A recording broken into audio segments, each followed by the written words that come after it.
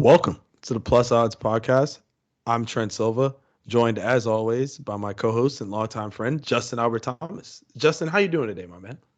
I'm doing well, excited to review over some football, see what we got in store for us this weekend. Kind of tired, been up since like 6 a.m., drove home and then worked, and now we're here. So looking forward to the evening, looking forward to the weekend, looking forward to football.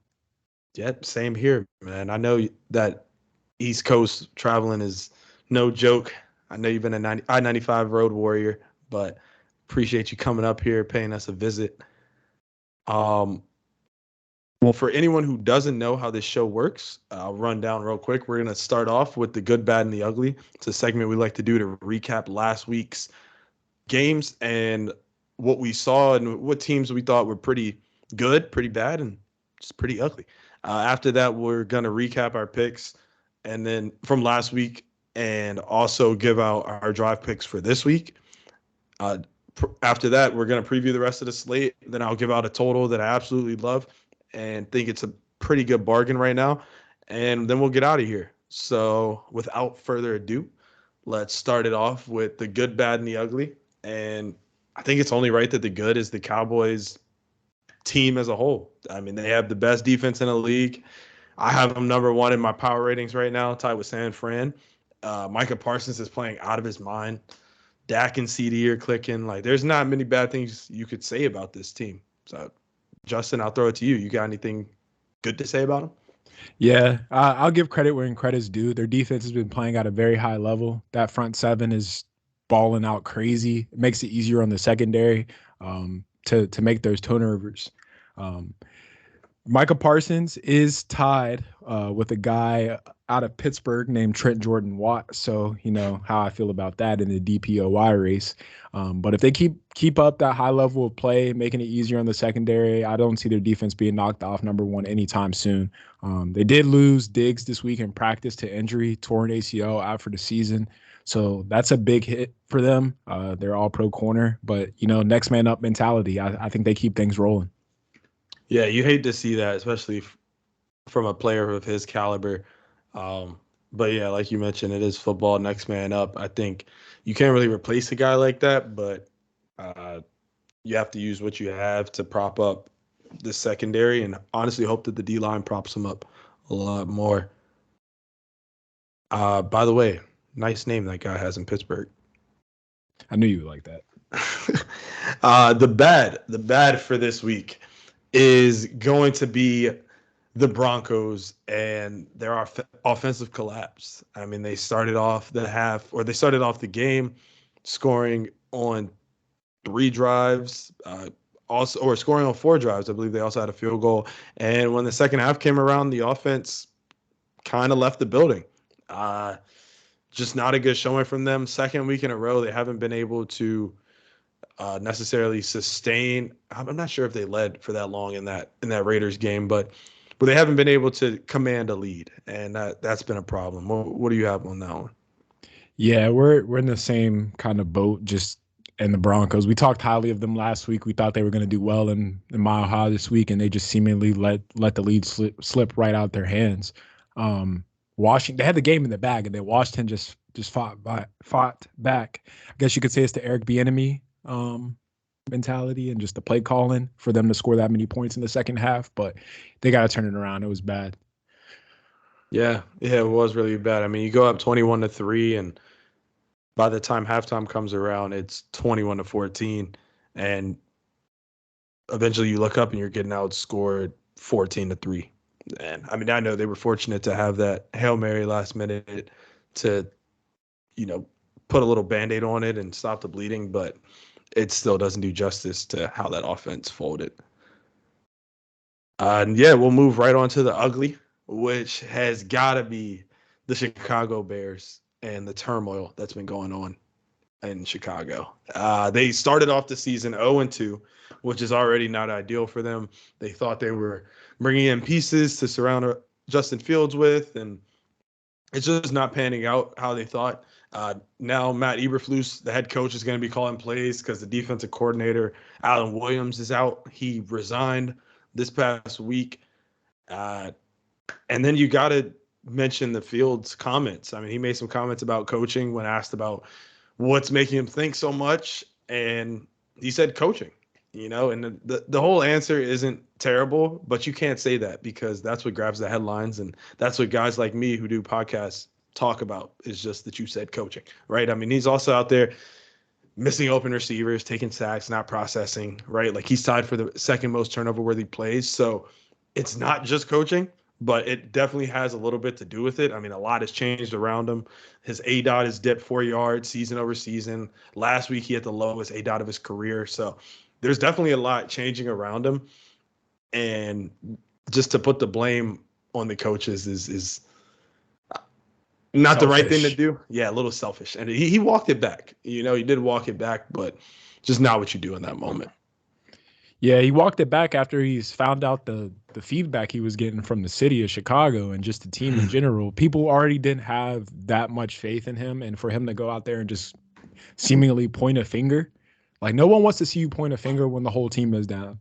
A real leader is going to stand up and say, hey, I made some mistakes. There's some decisional things that I could do better to improve on this team, and we'll start there. If it's coaching, you take that internally. You don't let the public know about it. And he just addressed it the wrong way. I mean, that's what you would expect out of a year 3 quarterback? So let's make it or break it this year, honestly. I think this is the last year they give him a shot at this, especially after how much they gave up to get DJ Moore and X, Y, and Z.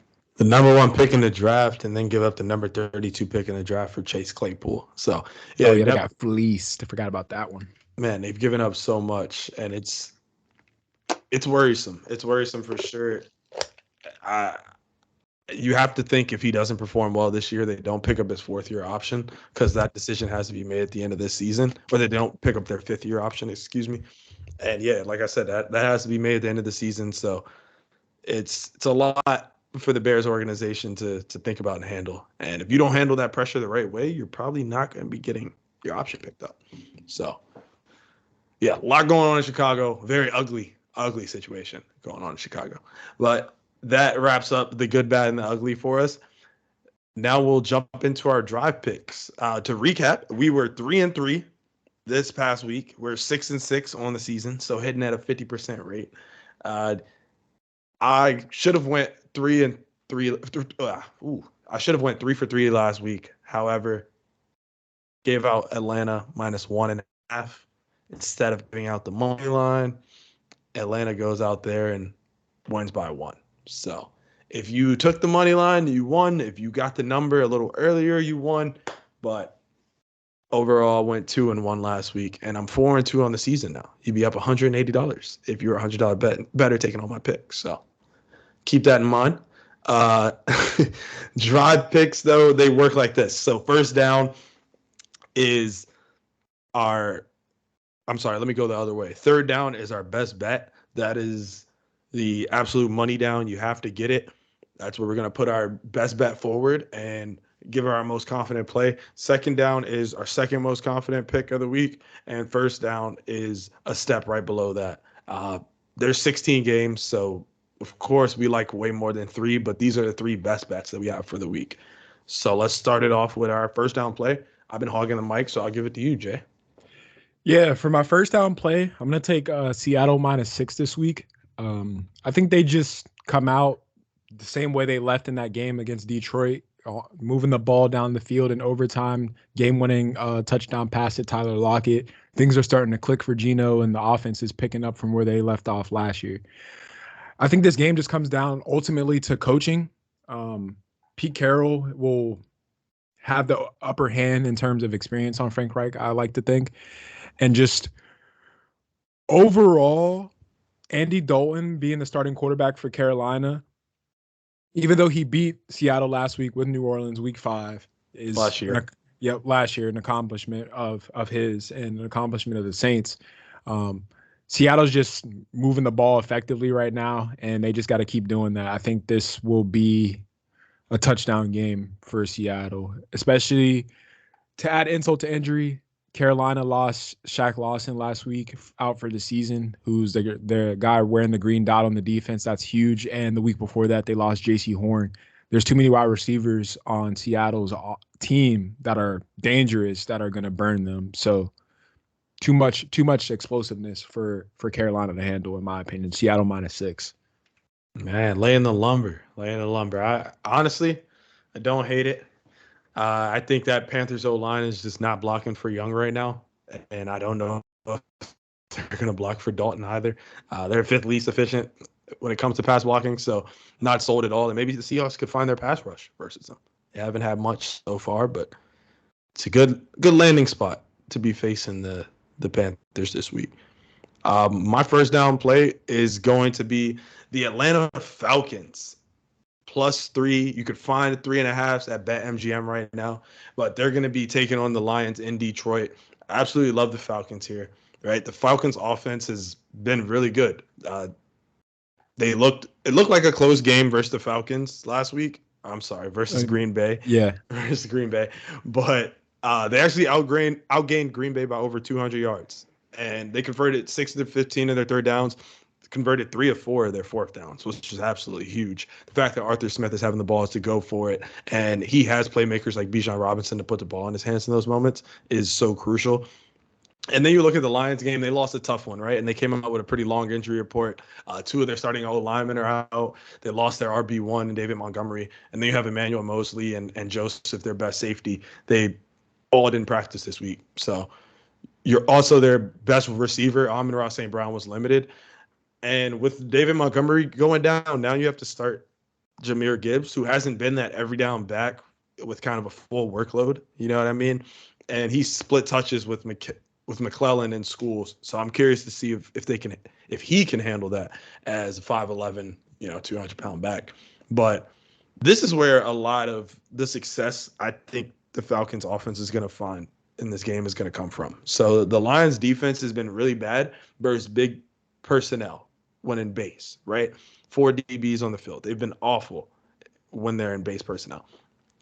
The Lions, they're the second worst team in success rate out of base for the second year in a row. And this year, they're worst defense versus pass out of base. So it's just not clicking. Once you get a lot of bodies on the field like the Falcons like to run, the defense isn't playing to the level that they could be playing to. The Falcons run 11 personnel with 3 receivers at the lowest rate in the league. So for context, they run it about 10, 11% of the time. One other team is in the 20s, and the rest of the league is at 50%. So it's a very, very low rate. They like the jumbo sets, lots of tight ends, big personnel, and that's going to force the Lions to go into base. With their 2 best safeties out, I love that matchup for Atlanta. I think they dominate it. And they're also getting Jeff Okudah back, which is very good news. It takes some of the load off of Flowers, who's actually graded out really well on PFF. But the defense has been good overall. They're 14th in EPA allowed per play, but they dipped to 18th. Still a little below average, but in terms of EPA allowed per dropback. So I think Okudah coming back bolsters this already solid unit. And I think the Falcons take advantage of this banged up Lions team. So give me the Falcons +3 against the Lions. I like your synopsis there. I'm high on the Falcons this year. I took them last week as well, too. I think they keep that game close. The 3.5 should be good for. I don't know if they'll come out victorious, but that's why I like you taking the points. Yeah, I think they could possibly pull out the upset. And by the way, I've taken the over on this game.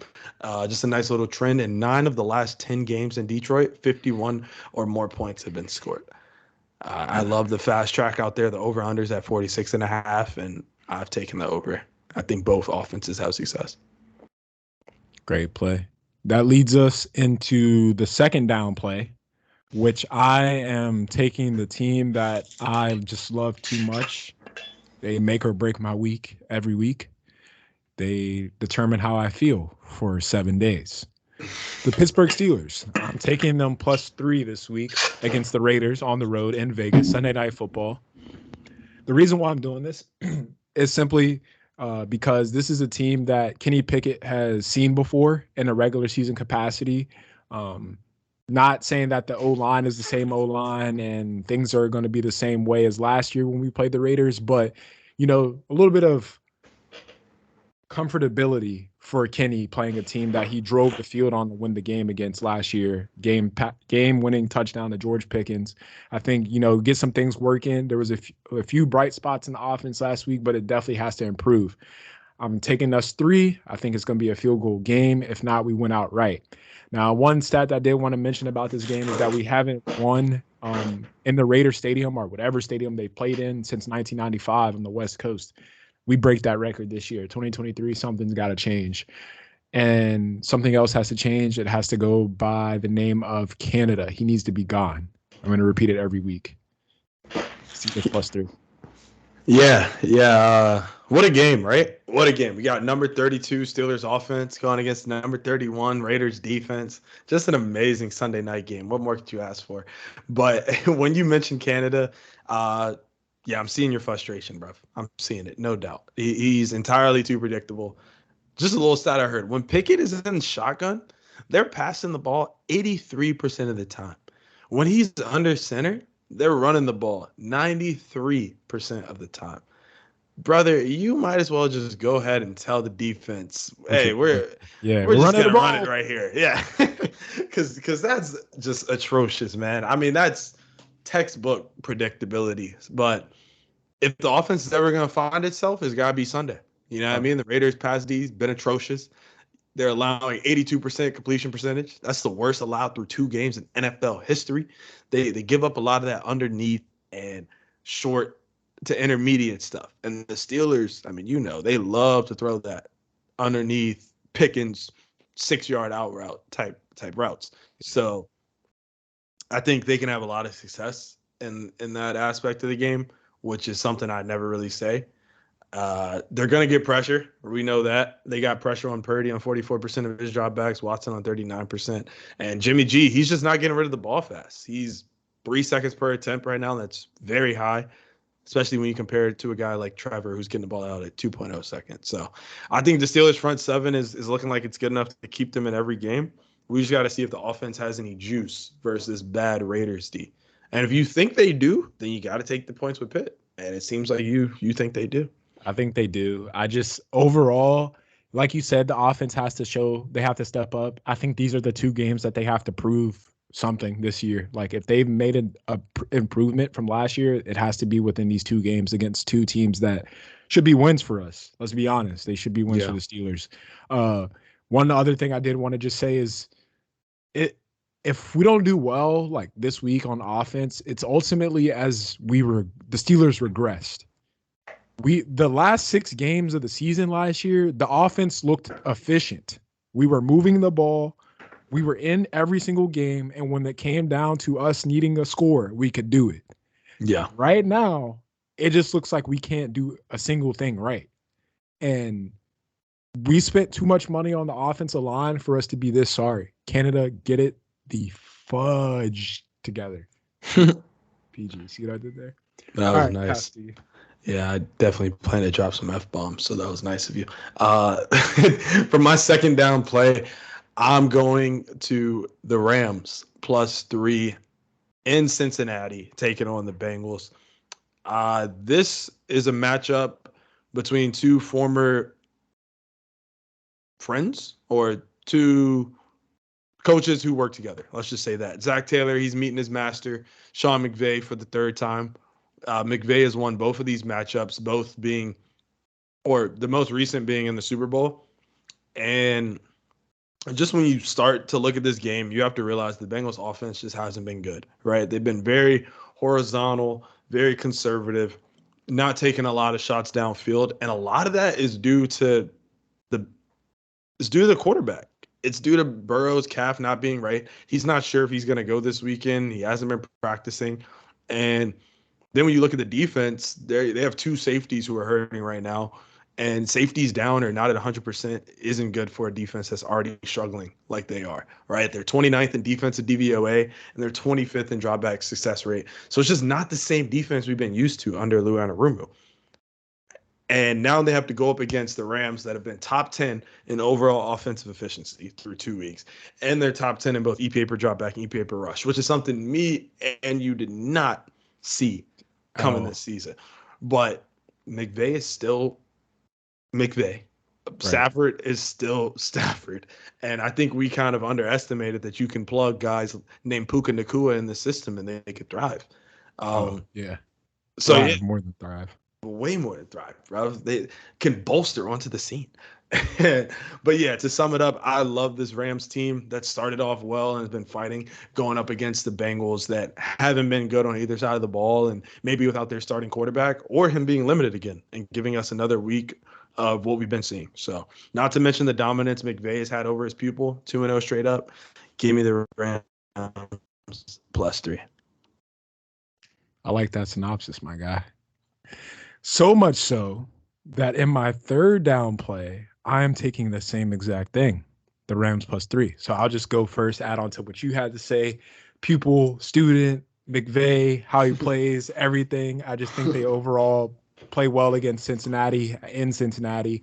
Joe Burrow, I think if he gives it a go, they play worse than if he doesn't, to be completely honest. I feel like him trying to push through this injury right now is making their chances to do well worse. He should have just sat out. He from that injury, from the time that the injury happened, he should have said, "I'm probably going to be out for at least 3 weeks of the season, 3 or 4 weeks. Give it ample amount of time to rest, and then you come back into the mix of things. Pick up from what you were given instead of going out there hurt, trying to put together a patch job, and it's just obviously showing that that's not going to work.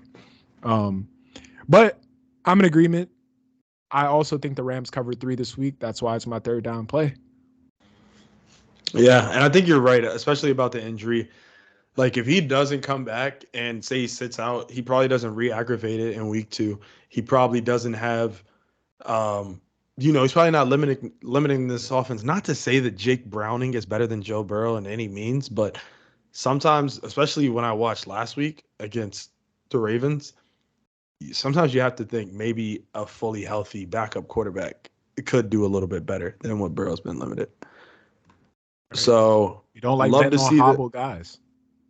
No, I hate it. I hate it. But love to see the agreement.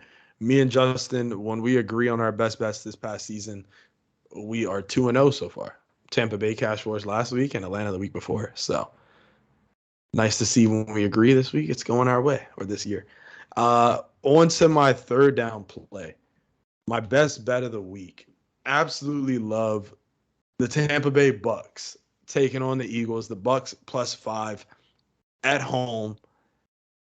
What's not to love about this Bucks team, right? Like they're clicking on both sides of the ball. They've been doing well on offense, which I didn't expect. Baker is baking. They are 11th in offensive EPA per play. They're 8th in EPA per dropback. Like this offense is moving, very efficient. And the defense has been great too. They're 8th in defensive DVOA, 7th in EPA per play. EPA allowed per play, I apologize. And they've also been getting pressure at the 6th highest rate. So this would be a nice test versus a highly touted Philly pass blocking unit. And then you look at the Eagles, though, they're pretty banged up, especially on defense. They lost their green dot, Nakobe Dean, week 1. Now they've lost cornerback Avonte Maddox for this foreseeable future. And one of their 3 remaining linebackers on the roster was limited today. Edmonds missed his second straight practice due to illness, which also isn't good. Even if it is just a sickness and he might be ready for Sunday, you don't want to be missing that many practices during the week. And yeah, with the injuries they've had to make a lot of changes in the secondary. And I saw how they got picked apart last Thursday versus Minnesota. So having problems and having to switch guys around in the secondary versus Evans and Godwin definitely could be trouble. Mike Evans, 6 in yards per route run this year, by the way. The old Yeah. man still got it. I know he lost his juice. I don't know if you saw him catch that deep ball last week and he got Yeah, hawked it ran down. out of bounds. Yeah, he's getting up there, but he's still efficient, man. 16 Yeah. yards per route run. I thought that was interesting. But yeah, I got a home team that's been very impressive through 2 games versus the Eagles team that hasn't looked like they did last year. A lot of that due to the injuries, and they don't seem to be getting that much healthier though. So give me the Bucks +5, the home dog on Monday Night Football. I think they can win outright and shock the world. I That's love my that play. To be completely honest, I think the Eagles' offenses look straight up sloppy this year. They have the plays and have the talent to do well, but it just seems like they continue to do what everyone expects them to do, and that's run the ball with Jalen Hurts. They need to stop putting him in harm's way and just let him sit back there and throw the ball. So we'll see how it goes, but I'm in agreement to that Tampa Bay spread. Win outright, it'll be a tall task, but anything's possible. Any given Sunday, Monday, Thursday, and sometimes Wednesdays if there's a lockdown. 100%, 100%. Baker is going to be baking. That's all I know. I see it now. Just like they said, let Russ cook, let Baker bake. Let Baker bake. All right, so that wraps up the drive picks. Let's move on to the rest of the slate, and then we'll get out of here. Let's start off with the Chargers heading out to Minnesota to take on the Vikings. The Vikings are 1-point favorites in this matchup. The over-under is at 53.5, and this is a matchup of two teams fighting to not start 0-3. This is the biggest desperation spot. The last team to start 0-3 and make the playoffs was the 2018 Texans, so they know how big of a game this is. Justin, what are you thinking about this one, man? My first bullet point on my notes for this game is same game parlay plus, because both of these teams do not play defense. They are just known for not playing defense, and two quarterbacks who thrive at throwing the deep ball. They sit, if you let them, they'll sit back there and pick you apart for 300 yards a game. And that's what Kirk will do at 1 p.m. And that's what Herbert will do at any time. So we'll really see how it plays out. They both have the weapons to do well in this game, but they're both fighting not to go 0-3. So that's why I think this game goes score fest, especially if they get Eckler back for the Chargers. That'll be a big point. And Jay Jettis hasn't got his TD yet. It could be a 2 TD week for Jay Jettis. I feel like he's like, feed me.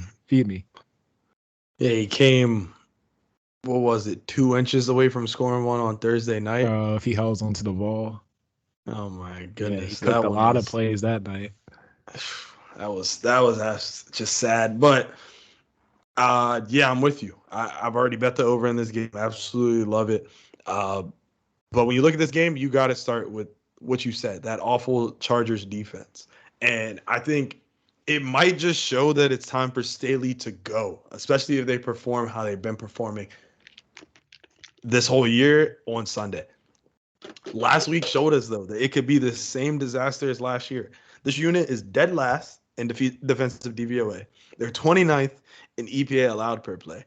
They got ran on for 141 yards on 34 carries.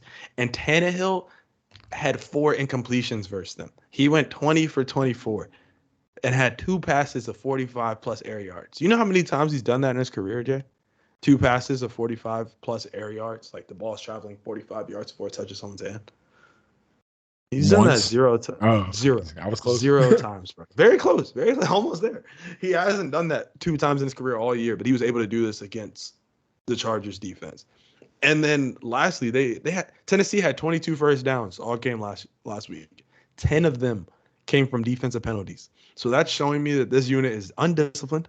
They have this brilliant defensive-minded head coach who is not running a good defensive unit. And if it stays this way, there's no way this guy can stay employed in the NFL.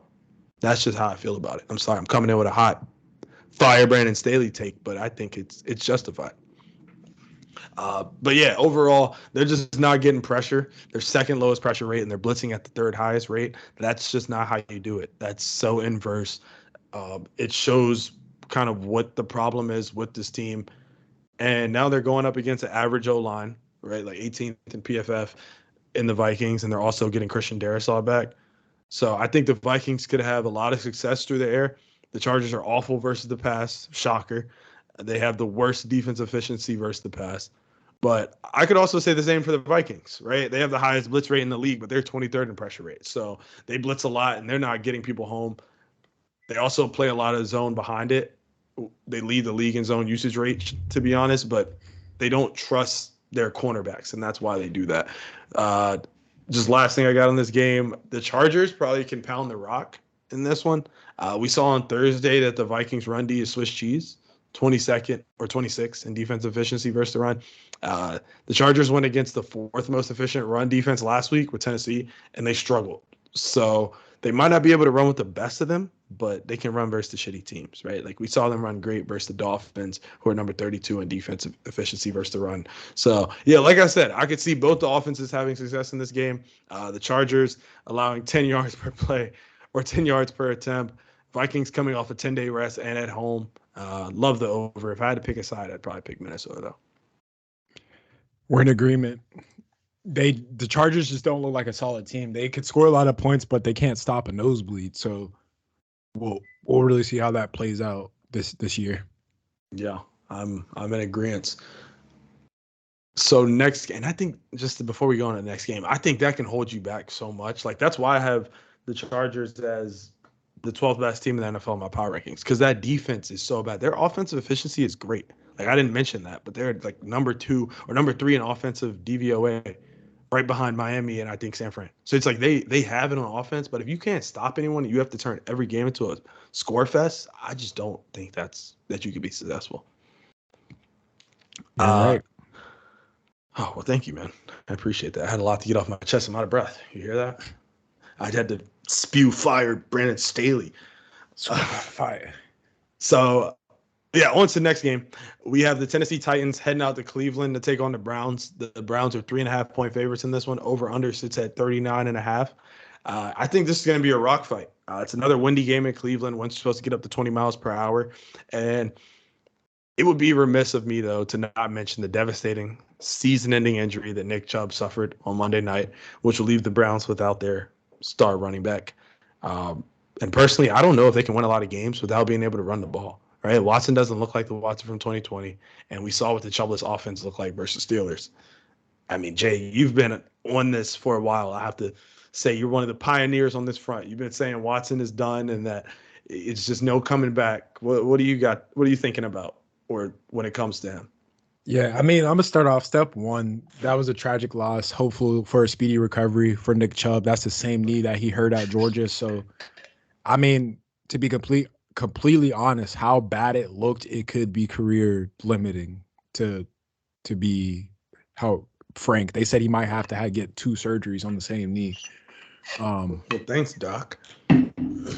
Be honest, but Watson looked absolutely garbage last week and the week before that and last season when he was in. He's lost it. Maybe after the whole fiasco in the offseason and everything that went down, they took his football talent with him because bro had like 3 personal fouls against us that like in back-to-back drives. First of all, our defense was strapping. We were getting to the quarterback, so we were pressuring him a lot.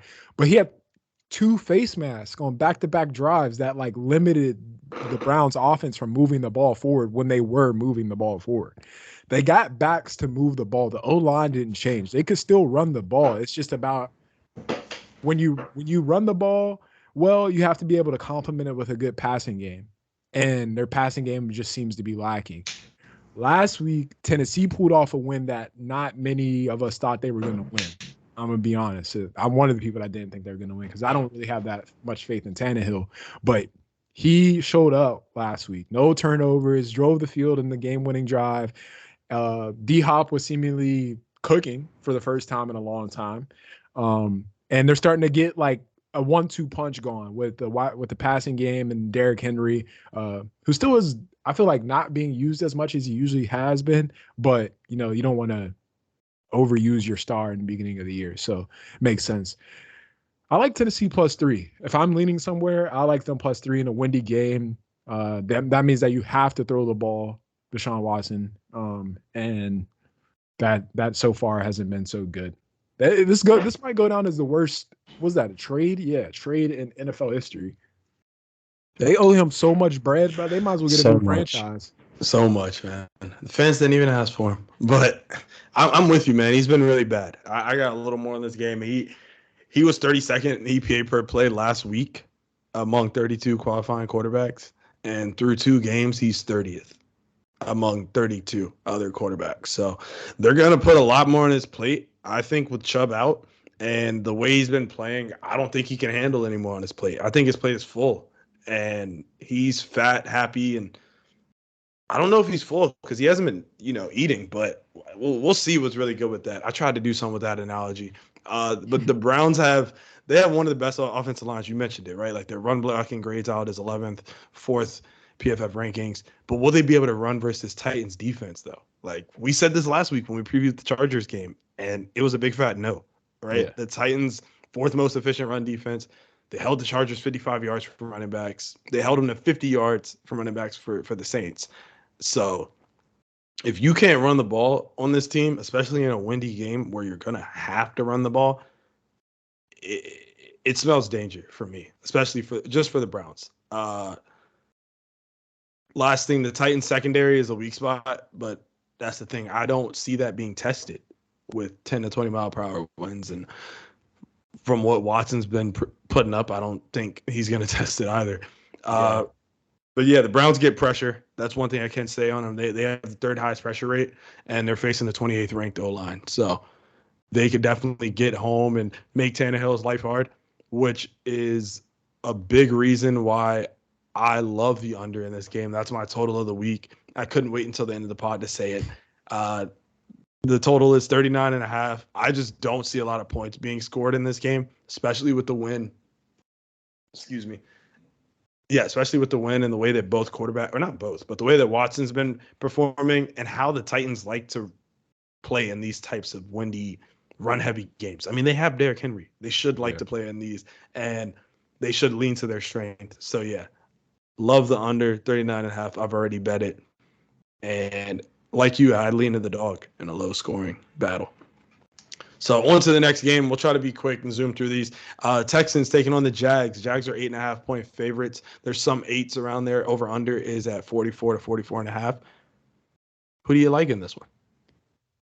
I like the Jaguars, of course, because they've just been balling hard with Dougie Pete and T Law. Um, this would be a great game overall to watch, just as an exciting time for Jacksonville being 8.5 point favorites. Wow, first time saying that, right?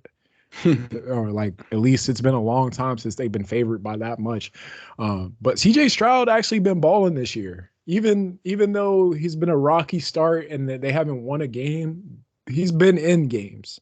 Don't call him out of it. He's making the plays. He's not immediately going straight to interceptions and turnovers. He's keeping himself alive in the pocket, and he's let me see you do it left, do it right, do it. All right. What the hell? But after getting pummeled in the first two quarters last week, they bounced back, the Texans, against the Colts. So not really much to hang your hat on because they were playing against a team that also had a rookie quarterback. I Yeah, personally say stay away. I'm gonna lean Jags, but I'm staying away. Spreads 8.5 is too. yeah, that's big lumber. It's big lumber. I'm not a fan of it. I personally would lean to the Jags. 8.5 is a lot. I think they're a great teaser leg. I love the 6 point teasers. But yeah, I mean, the one thing about this offense is it hasn't been great when it comes to the efficiency numbers, right? Like they're 31st in EPA per play on offense. And a lot of that has to do with drops. They have the second most drops in the league, which I thought is absolutely insane. That's not even including all the 1 foot down catches that you saw in the Kansas City Chiefs game, if you watch that one. But they've been moving the ball well, right? They're eighth in success rate. They're just not converting. They looked bad last week. They turned the ball over 3 times. It was 2 turnovers on downs and 1 fumble, but they were also the beneficiaries of 3 turnovers themselves. So they still couldn't score a touchdown, even when they got first and goal at the 1. So it's a little worrisome what's going on there. Their old line ranks at 29th right now after giving up 4 sacks last week.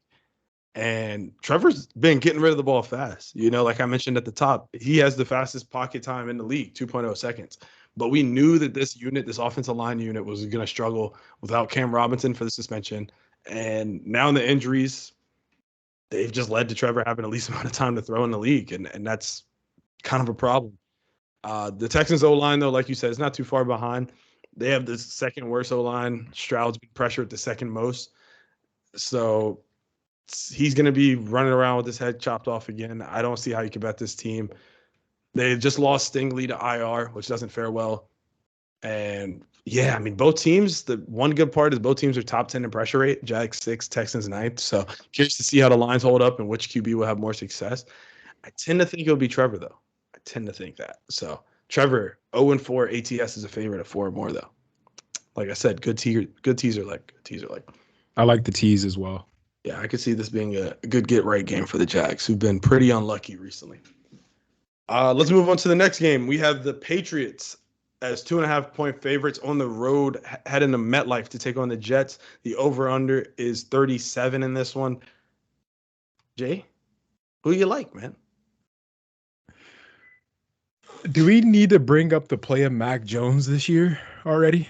I feel like the Pats have been in almost every game and then fall short. They're 0-2 for the first time since 2001, and times are tough in Foxborough. This shouldn't matter going against a team that they've dominated for over the last 2 decades, being the Jets. They basically own them. But psych, it's not the same Jets team. This is going to be a tough one in my eyes for New England. The Jets defense has been playing on a different level. Even though the Cowboys routed them, they had a decent amount of pressure from the front four and the Jets defense. So Zach Wilson just has to get something rolling up against a Belichick-led team will be a tall task. I think this is New England's first win this week. Yeah, that's what I like to hear. They almost made my drive picks, bro. I mean, y'all know, if you've been listening to this show, I love backing Bill Belichick. I did it, 2 times already this year, and I haven't been lucky, but his dominance versus the Jets is unprecedented, right? Like, he absolutely owns them. He's won 14 straight versus them, and Bill also owns Zach Wilson. I mean, that guy's 3 games versus Bill Belichick, his average QBR is 18. 18 QBR. If you know how the rankings go, 18 is not good, bruv. He's been sacked 11 times. So, yeah, I think this Patriots pass rush could have a field day versus this bad O-line.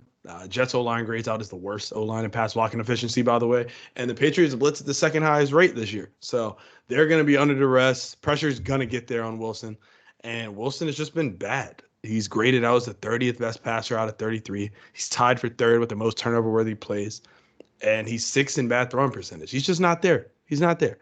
He's 24th best completion percentage when under pressure, too. So if this defensive front makes his life hell like I think it will, then it's going to be another bad game for the Jets. On a player prop standpoint, I could see the running backs getting more touches after last week with the outcry, the football emojis being tweeted, and them saying you didn't give me the ball, that's why we lost the game. So all that stuff is, I think that will play into Hackett's player coach.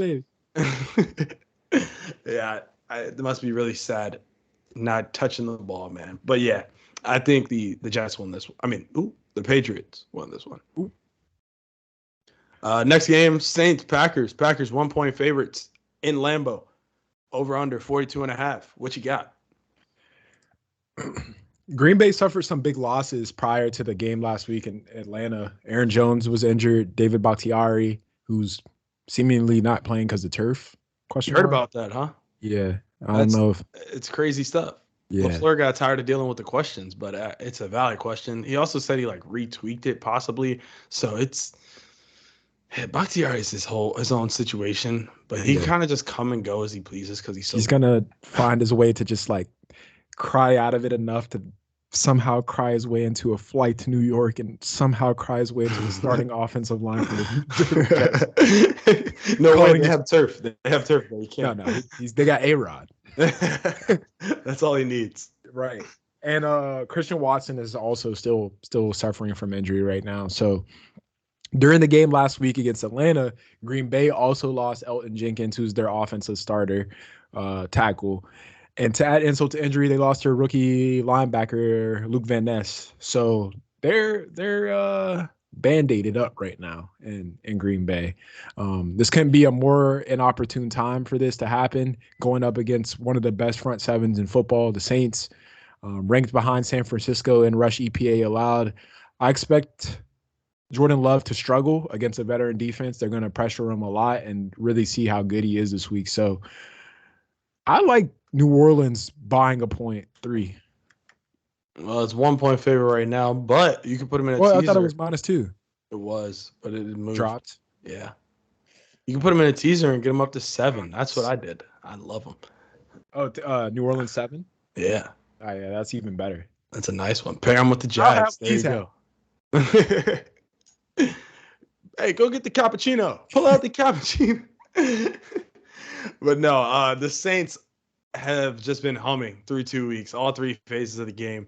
You hit the nail on the head, but I'll just give out some good stats for them. They're second in EPA per drawback. On defense, they're third in EPA allowed per play and fourth in success rate. So they're just playing lights out right now. And I'm with you. Love has been pressured on 12 dropbacks. That's the second fewest in the league. He's going to see pressure this week. The Saints D is going to get pressure. They're in the top half of the league in pressure rate. And yeah, I'm not all the way sold on this O-line, like you mentioned, with Bakhtiari, Jenkins out. Packers going to be without playmakers again, possibly with Watson out for sure. Looking like Jones may go. He's limited at practice today. So yeah, I'm with you. Lean to the Saints. Next game, Broncos at Dolphins. Dolphins are 6.5-point favorites. The over-under is 48 in this contest that will be taking place at Hard Rock Stadium in Miami. Justin, you think that Russ is going to cook? Denver, I mean, we already talked about it. They disappointed last weekend. So after talking about them so highly before, I'm nervous. Russ's moon balls are back, in terms of getting the ball there. He's there. I get it out the field, fuck Russell. They look good, man. They look right? good. So, but in the third quarter, there was one drive that we talked about in pre-production where Payne had like 2 sacks himself, and they just didn't move the ball. It was stagnant. Looks like they gave up in the second half just to let them come back, or let's call it the last 8 minutes of the first half into the second half. They just got outplayed overall. Eric Bieniemy put together a masterful game plan, and they turned it on quick. Miami, on the other hand, has been on a roll, and I expect this to keep going. Tua just seems to be comfortable in the pocket. That was probably their main priority. Keep him off the ground this year. That's what we're going to be doing this year. Keep him off the ground. His stats continue to show that. New addition to the running motion in their offense with that Tyreek Hill being lined up right behind the tackle and then Tua going like. That play is the most unstoppable play in football, right? Bro, it's like I give it like 3 more weeks and every team is going to have that play in their playbook. But the thing is, not every team has Tyreek Hill. No, but every team has a speedy wideout. Yeah. They have at least one speedy wideout where you could use that motion to your advantage. Every team has one speedy wideout that you can use that to your advantage.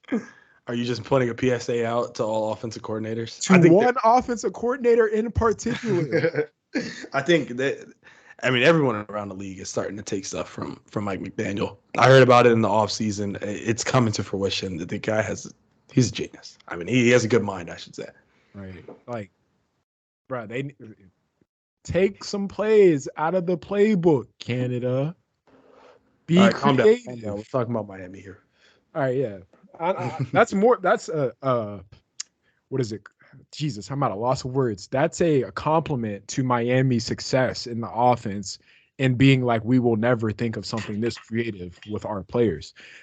They have a plethora of plays, and every wide receiver that they have can play in a different position other than X, Y, R, tight end, whatever. It just seemingly is starting to work for them. So 6.5, I like. I'm leaning towards Miami. Let's just say that. I'm leaning towards Miami for sure. Denver is disappointing right now, and I don't know what it's going to take for them to turn it around. Hey, maybe even an onside kick at the beginning of the game. I see what you did there. Yeah, only thing going for Denver is that they're playing Miami after they play Belichick, and everyone says that Belichick puts stuff on tape to show you how to stop something that the team is doing, the team that you're going to play and he played the week prior to. He puts good film out there. So that's the one thing going against them. But I haven't seen anyone who's been able to counter the Dolphins offense all year. Last year, it took teams half a season to figure them out. So not sure how long it takes this year if it ever comes. I'm not going to bet that it does. So I lean to the Dolphins with you. I want to keep it short and sweet there. I got a lot on this next game. Next game is the Bills, -6.5 at the Washington Commanders. Over-under in this one is anywhere from 42.5 to 43.5. And this is a meeting of two old friends. McDermott was on the Panthers staff from 2011 to 2016 with Ron Rivera as a head coach. Ron beat him in Carolina, but lost to him in Washington. So they're 1-1. They're trying to even the series. Or no, they're not trying to even the series. Someone's trying to go up on the series. Yeah. Justin, what do you think? Yeah, I'm tired. You know what? I was actually about to put this in my drive picks. I wanted to take Buffalo -7. They proved me wrong last weekend, beating the wheels off the Raiders. Commanders proved everyone wrong last week in the comeback in Mile High, which we just talked about. Sam Howell seemingly is the guy. He's the guy that they wanted, that they planned for, and things have been going well for them. And Brian Robinson Jr. has played a huge role in that comeback last week with just yards after the catch, breaking tackles, everything.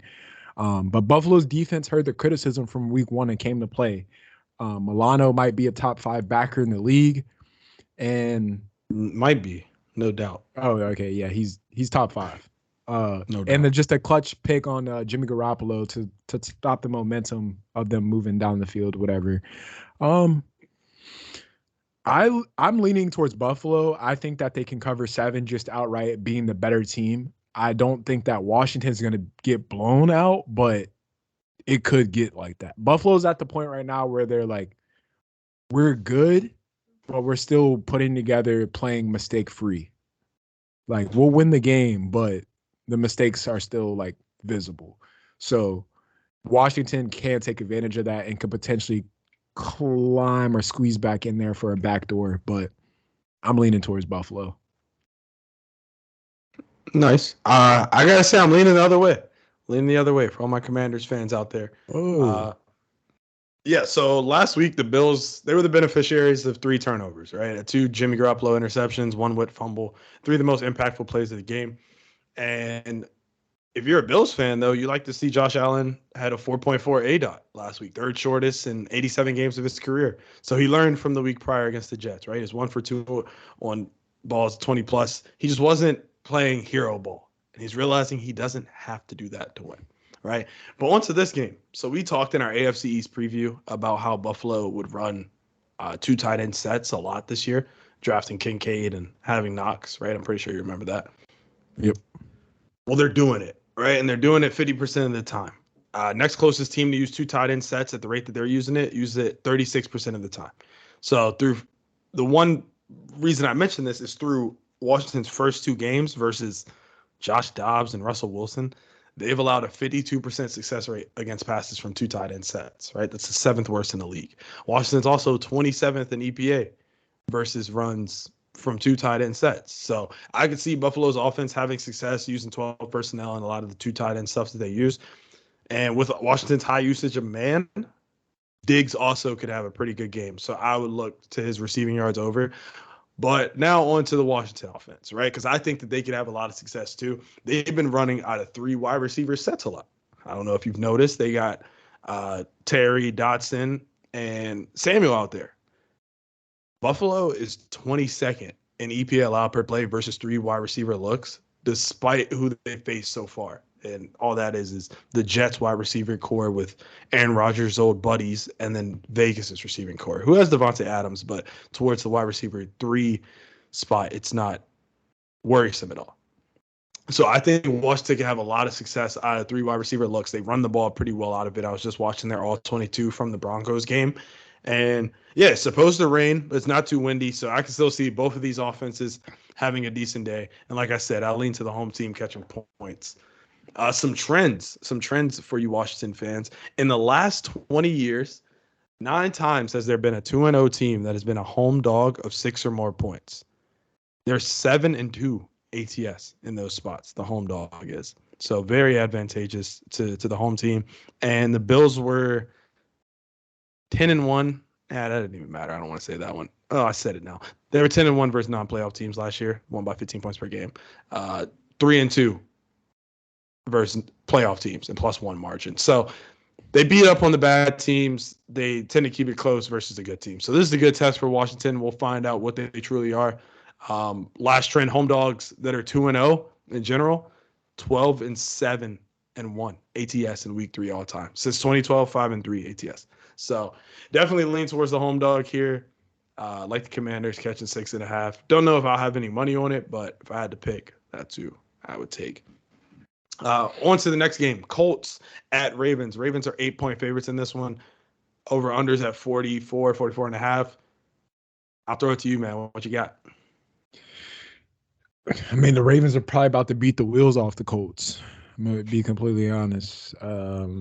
Historically, I like this matchup for a same game parlay. I somehow always seem to win parlays based off of this matchup.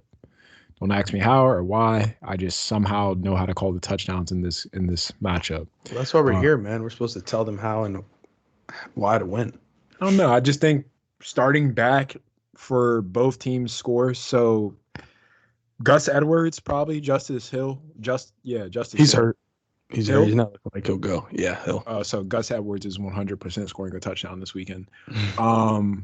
And from the Colts perspective, Anthony Richardson is officially out on Sunday. So Gardner Minshew is going to get the go ahead. I am just a stay away type of guy right now. I don't like to lean anything, or at the moment, I don't know where I want to lean. I hear you. Well, I'll just give an outlook at this game. The Ravens starting off the season 2-0 against the spread. The offense has been looking great. They outgained the Bengals last week by more than 130 yards, a lot of that on the ground. Lamar's throwing from the pocket at a higher rate than he ever has in his 5-year career. And they had a high EPA and success rate on late downs last week, which is really good because that was the problem last year and a big reason why they fired their offensive coordinator, Greg Roman. One bad thing to come out of this game, they have a long injury report. Last week, they beat the Bengals without their center, Tyler Linderbaum, their left tackle, Ronnie Stanley, safety, Marcus Williams. But they lost Odell Beckham in this game to an ankle injury about in the second quarter. Like I mentioned, Justice Hill isn't going to be there, and Odafe Oweh also. So none of them have practiced this week. As of Thursday, it's trending like they're not going to play, which is not ideal. But I still think that this Ravens team will be able to handle this Colts team who looked all right last week. The offense looked good, and they didn't skip a beat when Minshew came in. It's looking like he's going to go this week, like you mentioned. He's a good veteran backup, right? He can right the ship. They may not have their guard Quentin Nelson and their center Ryan Kelly for this game. They finished the game with Nelson, but he was a DMP till Friday last week and went. So maybe that's kind of their thing with him. But Kelly, he played about 2/3 of the snaps and is still hasn't practiced, I believe. So yeah, it's going to be raining. There's a tropical storm coming up the East Coast, by the way. It should be hitting like I mentioned, the Commanders game and the Ravens game. So it's going to be an ugly game, but I lean to the Ravens in this one, laying the 8. These next two we can run through pretty fast. The Cowboys minus 12.5 at the Cardinals. Over-unders at 43. Who do you like? You like Josh Dobbs at home? Honestly, 12.5 is a lot. And the way that Arizona's been playing, they're not tanking. I kind of like them at 12.5. I'm going to be honest. The defense isn't as bad as we expected them to be, but it could easily just become a rout by Dallas, and that's why I'm staying away. They've been in the game like that this year already with the Jets, who 100% has a better defense than the Cardinals. Yeah. Dallas, it will be interesting to see how they fare without their all-pro corner. So, like I mentioned in drive picks, next man up mentality, but I'm leaning Arizona 12.5. I'll maybe even buy that half a point to get the 13. Yeah. Hey man, it's a thought. It's a thought for sure. I make this game in my power rankings. Dallas was at 12.5 on a neutral, and then you give Arizona 1 point for home field advantage. They don't really win at home, so yeah, Dallas minus 11.5. I'm not quick to lay the 12.5. Definitely don't want to take the points with the Cardinals, but yeah, more of a watch and see how this defense still looks with Diggs going out. And you like to say that the Cowboys should win by margin here. On to the Bears taking on the Chiefs at Arrowhead. The Chiefs are 12.5-point home favorites. Another 12.5-point favorite. Over-under is 48. And we talked about this Bears team a little bit. We already mentioned all of the rife that's going on in Chicago. But, yeah, Jay, you got anything else on this one? Not much, except that I feel robotic. robotic enough that I might lose by 13 points this week. Dude, who's got you feeling like that? Who's got you feeling The robotic? coaching staff, man. Oh, fuck, that's awful. Coaching staff got me feeling robotic. I feel robotic enough to give up a 770 ml win to the Chiefs. Yeah, the Chiefs are going to run away with this one. But you know what? The Chiefs have to show consistency. That's one thing I want to see out of the Chiefs this week for us to believe that they're in the same regards that they were last season and playing at that high pace. They looked sloppy last week against Jacksonville. It was a very close game up until like the third quarter, or maybe later than the third quarter. So we'll see. But with everything that Chicago's got going on right now, this could end badly for them. Defensive coordinator gone, head coach is calling the plays, might not be used to them. Team might not be used to that. We'll figure it out. Yeah, I mean, I never like to see when a head coach is taking over play calling duties because, I mean, just because of things like Nick Sirianni has said, right? To give an example, he was calling plays for the Eagles, and eventually he passed that job over to Shane Steichen, and he started to be that guy on the sideline, the rah-rah guy, and nodding at the camera on the sideline during the Giants and things of that nature, because that's things you can do when you're just worried about being the head coach, managing the game, talking to your players when they come off the sideline, things of that nature. You know what I mean? So when you have a coach that's switching over to that, not worried about calling that timeout when there's 2 minutes and 43 seconds left, so they get the ball back with 2 minutes left. You know, when he's not completely focused on that and is now calling plays, I just never like that for the coach and for the team. But yeah, I mean, we talked about Fields a little bit in the good, bad, and the ugly. His ADOT's dipped a lot. You know, his last week was his lowest average at the target of his career. And if he keeps doing that, he's playing to the Chiefs' strengths, right? Like the Chiefs are sixth in both PA per pass allowed, completion percentage allowed on throws under 10 yards. So that short underneath stuff, they tend to swarm on it and just won't go his way. One thing, though, he's only had 2 designed runs so far this year, which is really strange because last 9 games of the season last year, he had almost 4 design runs a game. So I know this offseason they said they didn't want him running a lot, but he said that he's going to play more free. And I took that as hammer my rushing yards over, like blinking lights. Oh, yeah. Take it, take it, take it, take it. So I like that. I could see him running the ball a lot this game. The O-line's not great, but like I said, expect Fields to run. I don't know how efficiently because Chiefs do pretty good versus scramblers, but I'm taking his yards. I see him breaking off for a big one. On to the next game, man. Last game. Oh, wait, I lied. We're done. Yeah, I was about to say you said 2 more before we started the other one. Oh, wow, let's go. Well, yeah, we're out of here. That's our breakdown. The total that I love this week, I already said Cleveland, Tennessee under 39.5. If you're not into taking unders, which you should be because the books make it so that the overs are always a little more taxed, and because people like to bet overs. Everyone likes to root for points. But if you are one of those people and you like to root for points, I think an over that me and my co-host are pretty confident giving out is the Vikings. Vikings, yep. Oh, my God, you read my mind. The Vikings and the Chargers over 53.5. You agree? We're in consensus? We are. Let's get it. Well, thank you all for listening. If you haven't followed the podcast already, follow the podcast on Apple Music or Apple Podcasts, Spotify, however you get your podcast. Also, if you'd like to see us on YouTube, this episode will be posted at Plus Odds Pod. Go watch it, throw us on in the background, show us your friends or show us to your friends. And yeah, that's all I got. Jay, you got anything? Nothing on my end. Talk to you next week. Let's hope for a clean slate. Yeah, let's get it. Talk to you next week.